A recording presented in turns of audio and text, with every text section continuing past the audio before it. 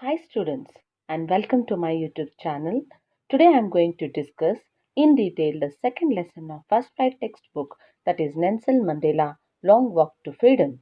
In the previous video we have discussed about the background and the introduction of the lesson. So children, in this episode let's discuss about the autobiography of the great leader Nelson Mandela through his words.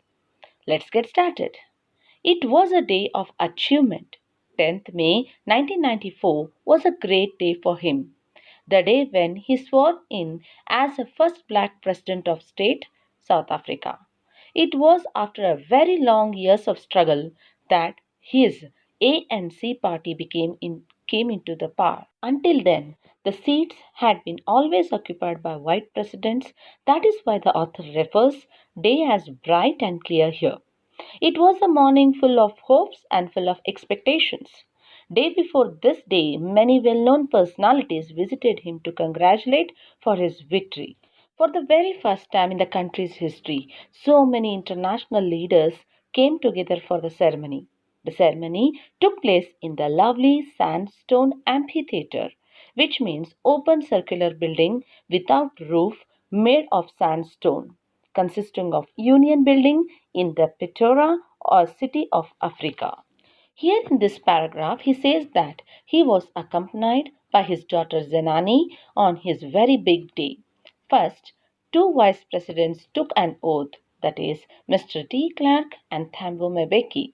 When his turn came, he committed to protect and respect his land as long as he lived, and abide by the constitution and devote his entire life to the welfare of the country. The author Nelson Mandela also mentions in some part of his speech where he said that everyone's presence by there was giving new voice for the new beginning, new hope, new journey, whereas the previous rulers were discriminatory and biased and lasted for long. But now he will stand up against discrimination. He is glad to host the ceremony with the presence of global leaders. So, children, Africa was well known for practicing apartheid, therefore lost all its international and political relationships. But now there is no such practice, mainly difference based on race and gender. Other nations are happy to have healthy democratic relationships. Finally, Nelson Mandela and his party have come to power and they pledged to make everyone proud.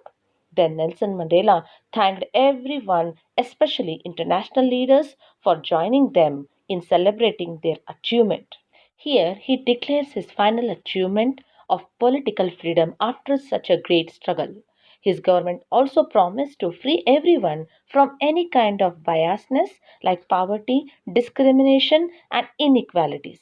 He also assures the country that none of the community will be considered inferior. He then exclaims with a loud voice that let the freedom rule over the country and may God shower his blessing on the land, South Africa, just after the newly elected president addressed to the audience.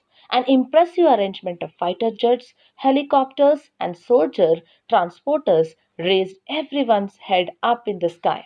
It symbolized discipline, perfection, military respect, and obedience towards the free country. The high commanders who have won medals for the country also saluted him with respect. Children, Mandela reminds these known commanders who were saluting him have arrested him under the previous rule of white supremacy. He was treated to be a criminal at that time. Air show finally ended by making the South African flag in the sky by the smoke beneath the jets. He also remembers the past when two different national anthems of the country were played. One for the white, it means white people, that is Kosi Sikeli E Africa, and other for the blacks, that is Dry Stem. But on that day, neither group knew the wordings of the anthem. Both white and black sang the anthems of both the communities. But Mandela was confident that everyone would soon learn the anthem that once he did. On the day of inaugural ceremony, the author was remembering the days of past when this whole system of apartheid emerged. It resulted in inequalities in the society and inferiority of dark-skinned people. They were not allowed to enjoy any basic rights. As a result, word's brutal inhuman society was born. This began even before he born. The system created injustice and cruelty for a particular part of community. Now, when he is in the eighth decade as a man, he, along with countless others, have changed this entire system that treat human as humans, no matter which color they have or no matter which caste they belong to. No gender bias and all. Finally, this day being a result of free country, after a long struggle and sacrifices of countless other men and women who fought to see this huge day. The author wishes to thank them all, but unfortunately they didn't live to see the result of the courage. Nelson Mandela gathered his courage and power from all those people and thus wishes to make them proud.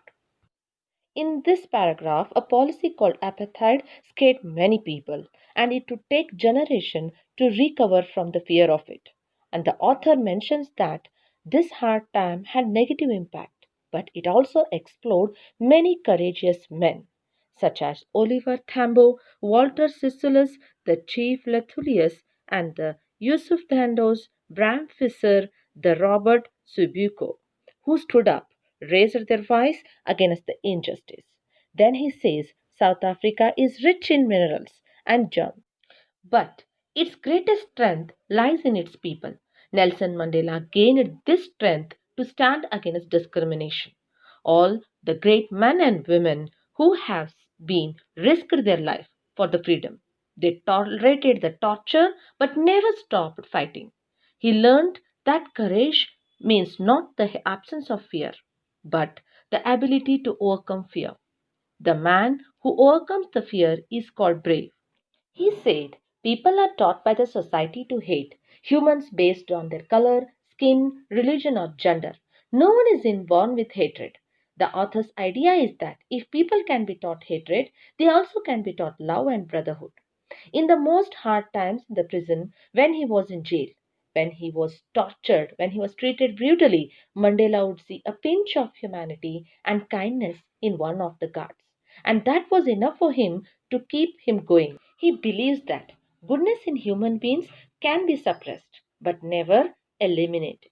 Children, according to the author, every human being has his responsibility towards the family as well as society. Generally, under normal circumstances, a person can maintain the balance between the both.